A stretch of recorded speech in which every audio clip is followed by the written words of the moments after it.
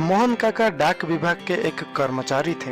वर्षों से वे माधोपुर के आसपास के गांवों में चिट्ठियां बांटने का काम करते थे।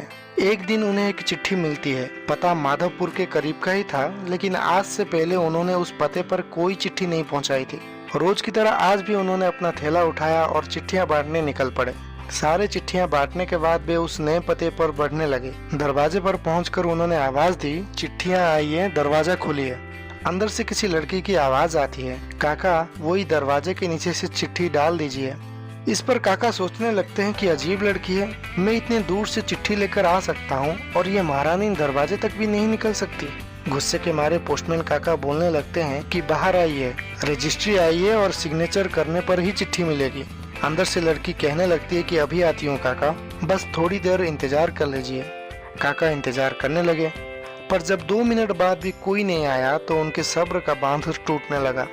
तो पोस्टमैन काका गुस्से में कहने लगते हैं कि सिर्फ यही काम नहीं है मेरे पास, जल्दी करिए और भी चिट्ठियां पहुंचानी है। और ऐसा कहकर काका दरवाजा पीटने लगे।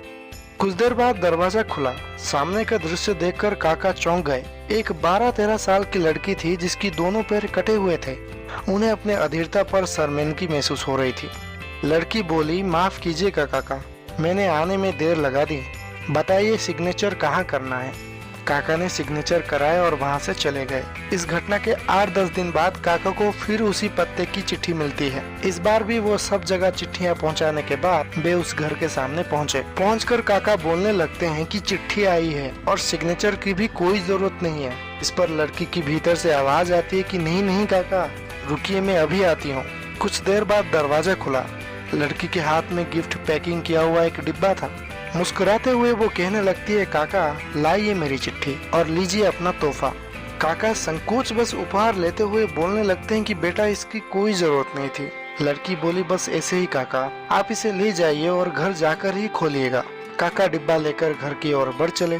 उन्हें समझ नहीं आ रहा था कि डिब्बे में क्या होगा। घर पहुँचते ही उन्होंने डिब्बा खोला और तोहफा देखते ही उनके आंखों से आंसू टपकने लगे। डिब्बे में एक जोड़ी चप्पलें थी। काका बरसों से नंगे पांव ही चिट्ठियां बांटा करते थे, लेकिन आज तक किसी ने इस ओर ध्यान ही नहीं दिया था। ये उनके जीवन का सबसे कीमती तोहफा था।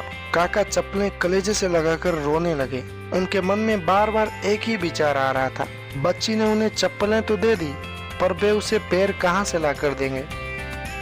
दोस्तों, संवेदनशीलता या सेंसिटिविटी एक बहुत बड़ा मानवीय गुण है। दूसरों के दुख को महसूस करना और उसे कम करने की प्रयास करना एक महान काम है।